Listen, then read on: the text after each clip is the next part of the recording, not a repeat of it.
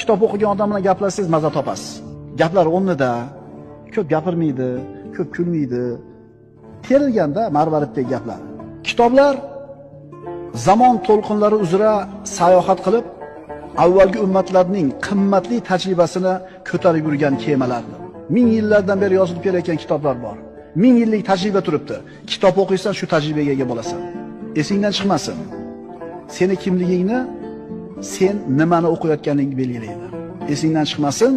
Seni kimligingni sen nimani o'qiyotganingni belgilaydi.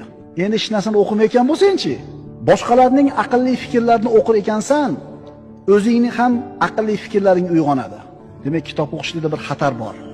Aqlli bo'lib qolishlik xavfi bor. Aqling ishlab ketishlik xavfi bor. Qarang, boshqalarning aqlli fikrlarini o'qiganingda o'zingning ham aqlli fikrlaring uyg'onadi. Shuning uchun kitob o'qima, birodar. Ehtiyot qil o'zingni. Kallang ishlab ketmasin.